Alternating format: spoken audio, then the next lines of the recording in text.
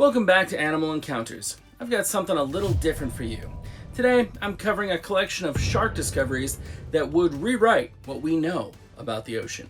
From a Navy sonar anomaly deep beneath the Pacific to an Arctic submersible that captured the clearest footage yet of an unexplained giant shark. It was March 14th, 2018. About 230 miles southwest of Honolulu, Hawaii, a naval vessel was conducting a routine deep-water sonar survey over waters more than 14,000 feet deep. The sonar picked something up at around 10:40 that morning.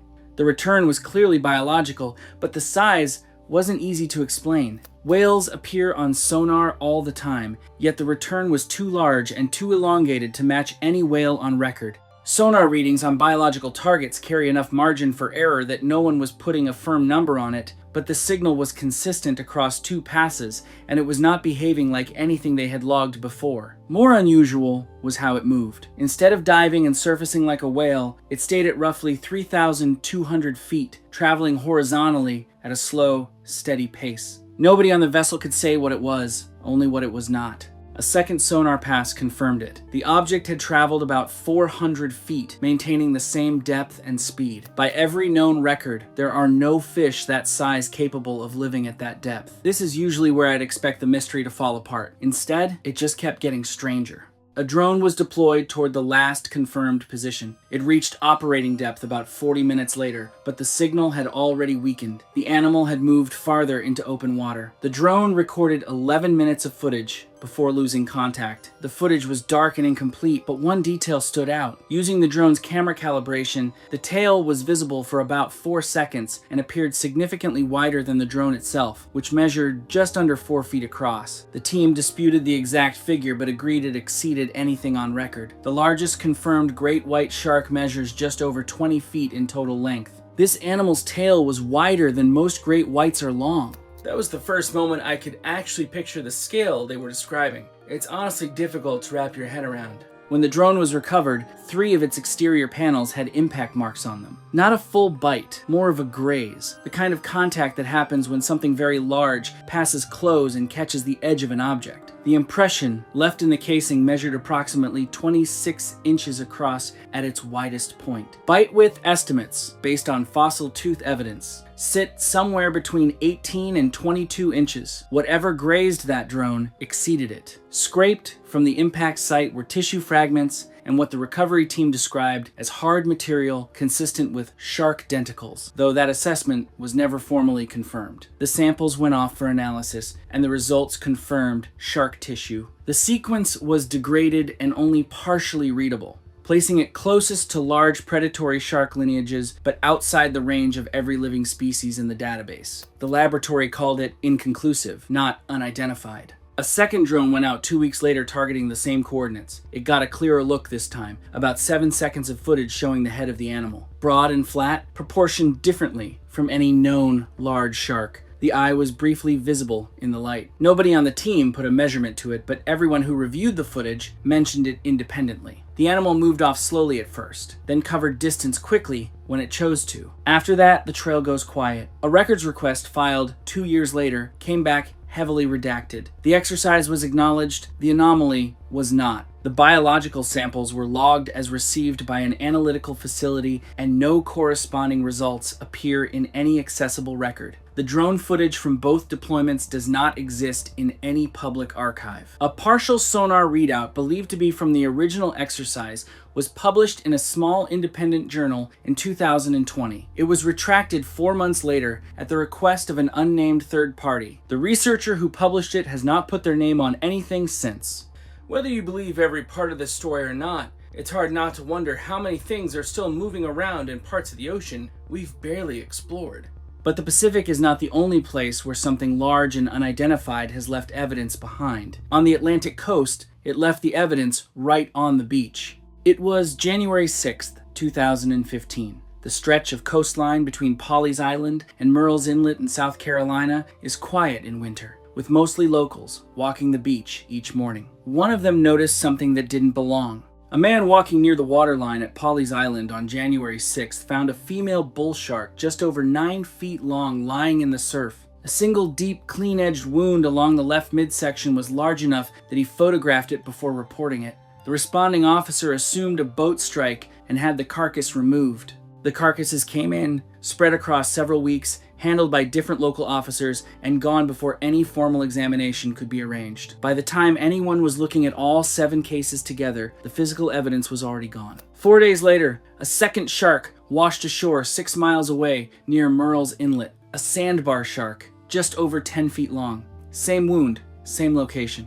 A fisherman who had seen the first report asked authorities to compare the 2 cases. The request was noted but never followed up. The carcasses came in spread across several weeks, handled by different local officers, and disposed of before any formal examination could be arranged. There was no central system flagging the pattern. By the time anyone was looking at all 7 cases together, the physical evidence was already gone. 2 sharks with the same injury, only a few days apart, would definitely catch my attention. I'm surprised it didn't seem to change much at the time. By the end of January, 6 sharks had washed ashore along the same stretch of coast. Bull sharks, sandbar sharks, and 1 dusky shark, all between 9 and 11 feet, each with a single wound in the same location. No secondary bites, no net marks, no propeller damage. Whatever killed them did it once and moved on. When a 7th shark, a 13-foot tiger shark, washed ashore on February 3rd, a local fisherman collected tissue from the wound and took it to a private laboratory. The samples came back too degraded to produce anything definitive. The laboratory confirmed the material from the wound edges was not from the dead animal itself.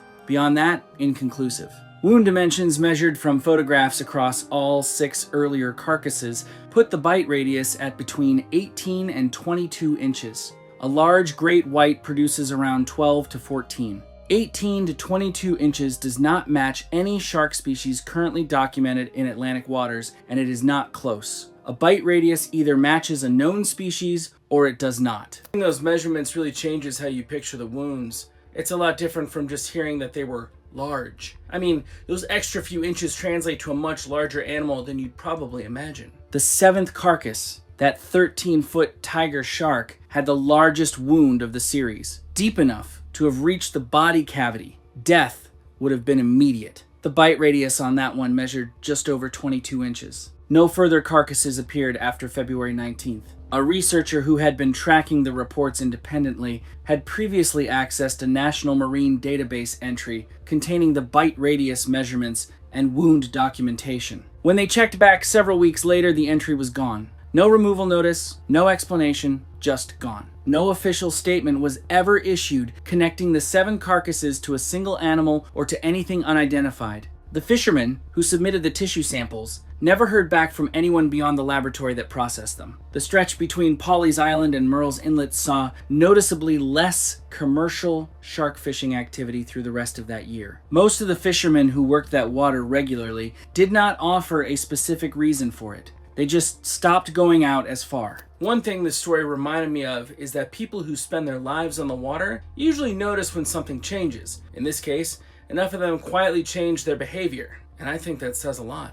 The South Carolina carcasses at least washed up where people could find them. What a small research team captured on camera off the California coast in 2017 never made it anywhere near the public, and the people who tried to make sure it stayed that way did a thorough job. It was October 9th, 2017. Monterey Canyon begins just offshore near Moss Landing, California, and drops more than 2 miles to the seafloor, making it one of the deepest underwater canyons off the U.S. coast. An independent research team had spent the past 18 months mapping its upper reaches with a deep-sea drone. The first 10 dives had found nothing unusual, mostly rockfish, hagfish, and the occasional 6-gill shark, exactly what they expected. The 11th dive went deeper than any previous deployment, down to 4,200 feet. The drone descended without issue and began its lateral pass along the canyon wall. For the first 2 hours of footage, nothing was different from the 10 dives before it. Then,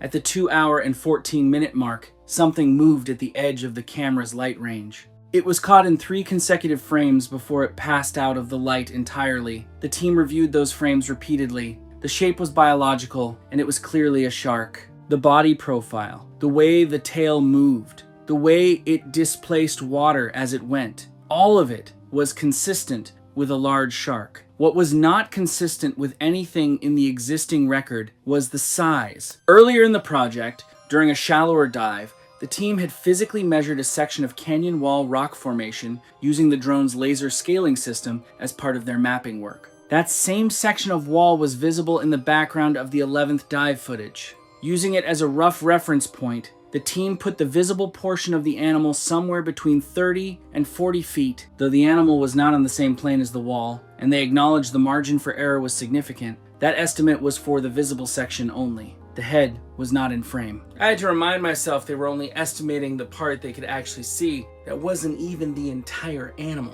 No shark species currently documented reaches 30 feet. The whale shark gets close at around 40 feet, but it is a filter feeder built nothing like what the footage showed. What was in those frames was heavily built and moved with the kind of deliberate power that belongs to something at the top of whatever food chain it operates in. The team copied the footage to an encrypted drive and shared it in person with 3 independent researchers. All 3 confirmed the shape did not match any cataloged deep-sea shark. None would attach a species name to it. One noted the head, briefly visible in a later dive, was broader and flatter than a great white and inconsistent with any known lamniform. A 12th dive targeted the same coordinates 2 weeks later. The animal appeared again at the 1 hour and 50-minute mark, further from the camera this time, visible for about 12 seconds. The team attempted a biological sample with the drone's collection arm. The animal moved off before contact, faster than something that size had any reason to move. The footage was submitted to a university marine science department for formal review.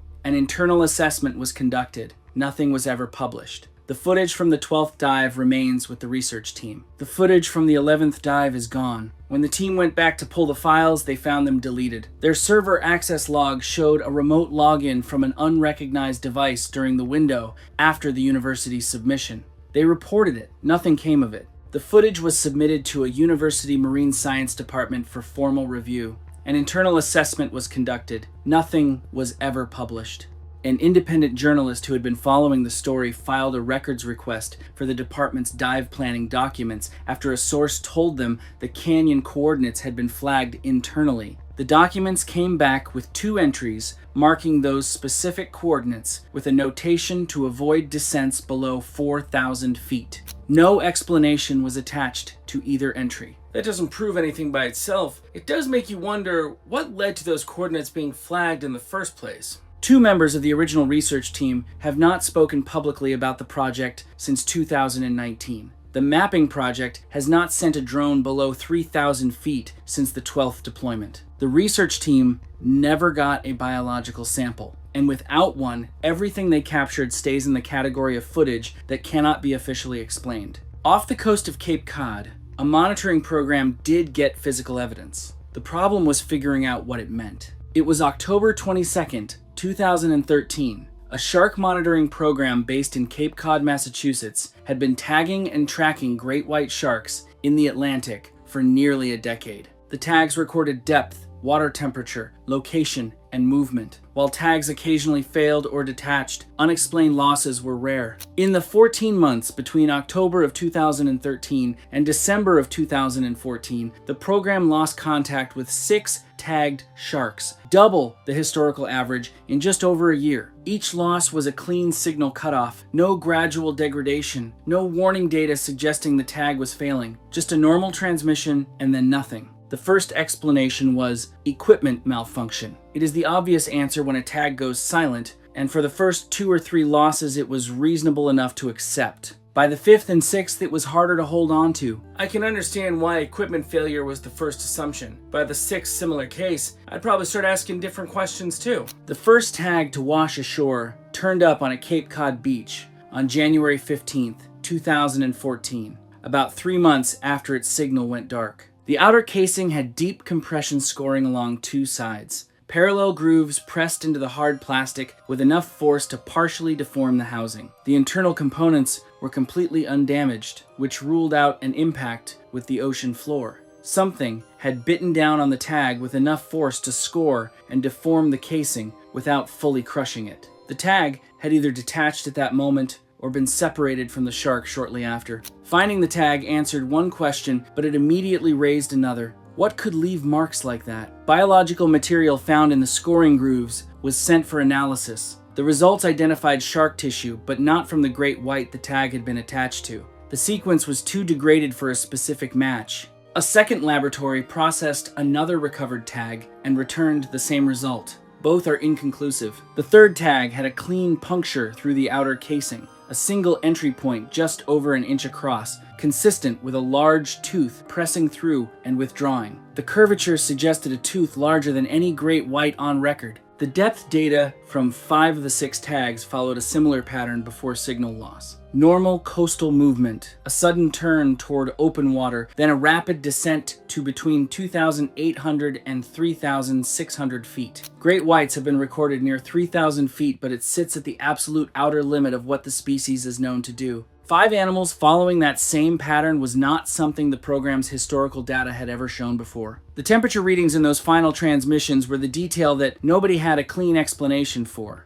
At 3,000 feet in that region, the water temperature is stable and cold. In the last few minutes of several transmissions, the temperature sensor registered a slight deviation from the baseline before cutting out. The program noted it as a possible sensor malfunction. What made it harder to dismiss was that it appeared across multiple tags independently. Not a dramatic reading, but enough of a deviation from the baseline to be flagged when the data was reviewed in full. A data analyst who had worked with the program put together a detailed breakdown of the anomalous readings and published it on a personal blog, walking through the depth patterns, the temperature deviations, and the tag loss rate in plain language. The post was up for several days before the analyst took it down. They cited concerns about the accuracy of their own analysis in a brief follow-up note. They have not written about the program publicly since. The 3 tags that never washed ashore were never recovered. The program quietly reduced its tagging activity in the Cape Cod corridor from 2014 onward. None of the 6 sharks have been detected by any other monitoring system. The recovered tags remain in storage. Their results have not been published. 6 sharks gone.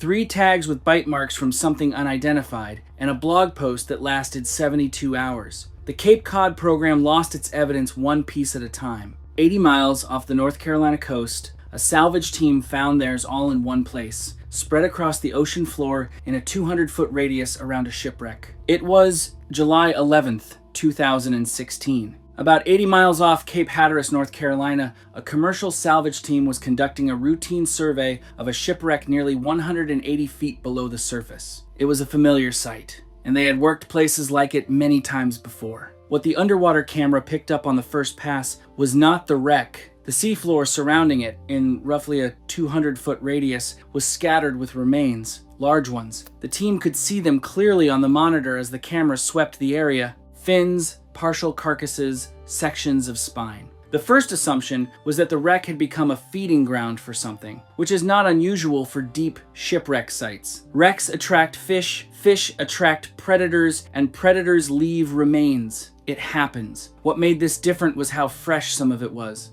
Several of the carcasses still had soft tissue attached. Whatever had been happening down there had not stopped recently. At first, I thought they were just looking at the aftermath of a feeding event. The rest of the footage made that explanation harder to hold on to. The team counted remains consistent with at least 14 individual sharks across the footage. Bull sharks, sandbar sharks, and what appeared to be a hammerhead, all large animals. All in the same concentrated area. And when the camera got close enough to the more intact carcasses to show detail, the wound pattern became visible. Single impact wounds, same location on the body across multiple animals, deep and clean edged. Not the kind of damage you get from a net or a propeller, the kind you get from something that knew exactly where to hit. The team went back down the following day. 3 carcasses had appeared overnight that had not been there before. One of them, a bull shark just over 10 feet long, still had the wound open. Tissue samples were collected from the wound edges using the camera arm's collection tool and brought to the surface. The samples were sent to a private laboratory for analysis. Using the shipwreck's documented dimensions as a reference point in the footage, the bite radius across the clearest wounds was estimated at between 20 and 24 inches. A large great white produces a bite radius of around 12 to 14 inches. 20 to 24 inches does not belong to anything currently in the record for Atlantic waters. The laboratory results came back several weeks later. The samples contained biological material from two sources. One matched the bull shark the wound belonged to. The other sample was too degraded to produce a clean sequence. The laboratory noted the material was consistent with shark tissue, but could not take the analysis further. The result was logged as inconclusive. The salvage team submitted a formal report to a marine oversight body. An initial response requested the footage and sample results be forwarded for review. A field investigator was sent to the site 6 weeks later. By that point, the remains were largely gone, and the investigators' report noted insufficient physical evidence to warrant further action. The case was closed without a public statement. A second independent dive team attempted to survey the same site about 3 months later. A few scattered fragments remained on the seafloor, but nothing close to what the original footage had shown. Whether they had been consumed, scattered by current, or removed by something was impossible to determine from what was left. Word had already spread among commercial diving crews working that corridor by the time the second team went down. Several operators mentioned independently that they had noticed unusually large shark activity near the surface in that area during the months before the salvage team's discovery. None of them had filed a formal report. It had not seemed significant enough at the time, which is the kind of thing that is easy to say before you know what was sitting on the bottom 80 miles offshore. The site has seen significantly reduced diving activity since 2016. The formal report submitted by the salvage team has not been publicly referenced by any marine authority. The laboratory results remain with the facility that processed them. For me, the interesting part wasn't just the discovery itself. It was how many different parts of the story seemed to fit together without fully explaining what happened. Meanwhile, a commercial dive crew working a pipeline job in the Gulf of Mexico had a different problem. Their evidence was not sitting still. It was circling the work site. It was April 7th, 2014. About 60 miles off the coast of Louisiana, a commercial underwater construction crew was performing routine maintenance on a deep water pipeline about 250 feet below the surface. The equipment had been tested, the dive plans signed off, and the crew got to work. The first report came on the third day. One of the divers surfaced at the end of his shift and mentioned that a large shark had been moving slowly along the pipeline during his time down there. He estimated it at somewhere between 15 and 18 feet. The dive supervisor logged it. Sharks near pipelines in the Gulf are not unusual. Large ones show up occasionally, pass through, and move on. The report was noted, and the next shift went down as scheduled. The second diver came up with the same report. Same section of pipeline. Same animal, or one that looked identical. Same slow movement pattern along the structure. The descriptions matched closely enough that it was clearly not a different shark. It had not moved on. At that point, I probably would have assumed it was just an unusually large shark. The reports that followed are what really changed my perspective. By the end of the first week, 5 separate divers across 3 different shifts had reported the same animal in the same location. The consistency of the descriptions was the part that started making the supervisor uncomfortable. Every diver independently described a pale, heavily built shark moving in a slow, deliberate pattern along the pipeline, not passing through but tracking it. The way an animal moves when it knows a place, rather than stumbling across it. One diver with close to 20 years of Gulf diving experience said it was the largest shark he had ever seen in the water. He had seen plenty. On the 10th day, one of the divers reported that the animal had come within 10 feet of him and held position for several minutes before moving off. He stayed still, and it eventually went. He described the experience as the animal looking him over and deciding he was not worth the effort, which would have been reassuring if the animal doing the looking had not been the size he was describing. The dive supervisor mounted an underwater camera to the pipeline section to monitor the area between shifts. The camera ran for 48 hours before the footage was pulled and reviewed on the surface. The animal appeared 3 times across the 2-day window, each pass captured clearly enough to work with. Using the pipeline's documented diameter of 36 inches as a reference point in the footage, the body length was estimated at between 22 and 25 feet. The confirmed record for the largest living shark species is around 20 feet. This animal was beyond that. That comparison really puts the estimate into perspective. It's not just big, it's bigger than any living shark, we've confirmed. The contracting company sent a representative to review the incident reports and interview the divers separately. Every description was consistent. The footage was reviewed. 4 days later, the crew was told the job was being suspended indefinitely due to unspecified safety concerns. No replacement crew was sent, and no further explanation was given. The camera mounted to the pipeline was never recovered. The dive supervisor requested the return of the incident reports he had filed during the job. They were not returned. A follow-up request several months later received no response. 2 of the divers were later contacted separately by a writer covering safety incidents in the commercial diving industry. Both agreed to describe what they had seen.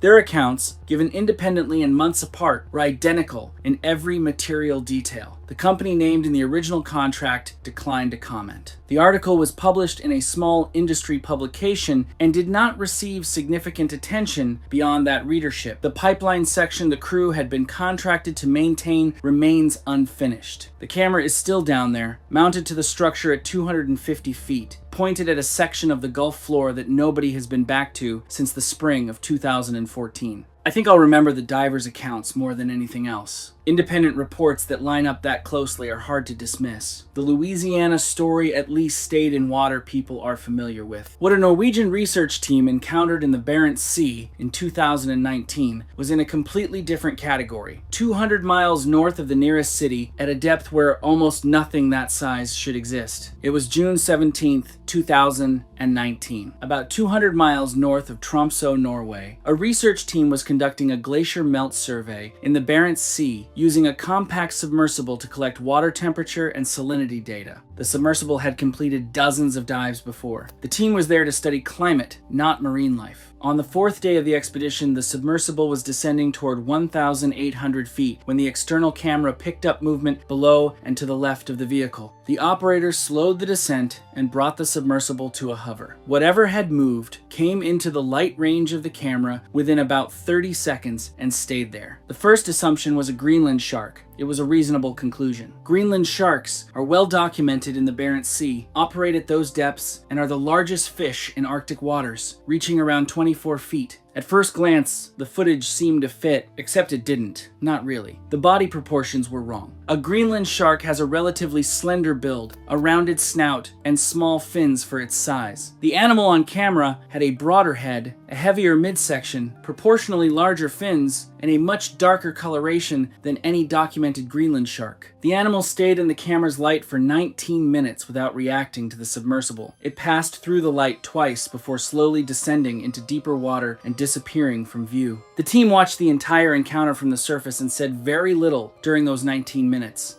I can almost picture what that room must have been like. Sometimes there just isn't much to say while you're watching something unfold in real time. Using the submersible's known length of just under 10 feet as a reference point in the footage, the animal's body length was estimated at between 30 and 40 feet. A Greenland shark at 30 feet has never been documented. The largest confirmed individual on record is 24 feet. Whatever the camera had been pointed at for 19 minutes was not a Greenland shark, and it was not anything else with an entry in the current record. Before the submersible was recalled, the team used its sampling arm to collect a water sample from the area the animal had been moving through.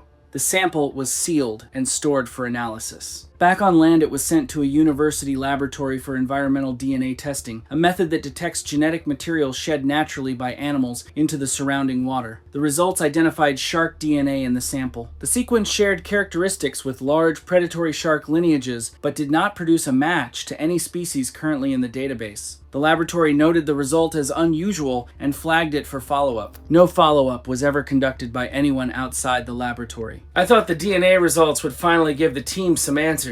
Instead, they seem to mark the end of the investigation. The footage from the dive was submitted to the organization that had funded the expedition for formal review. The organization requested that the original files be transferred to them. The team complied. That was the last time anyone on the team had access to the footage. Requests for its return over the following year were met with responses stating it was still under review. It has been under review ever since. A written summary of the encounter prepared by one team member was submitted to an academic journal. It was returned without review. The reason given was insufficient physical evidence. The eDNA results were attached to the submission. Apparently that was not enough. The Barents Sea coordinates from the dive have not been revisited by any known expedition. The funding organization has not published anything related to the footage or the encounter. The footage may never become public. Even so, it's interesting that one 19-minute encounter is still raising questions years later.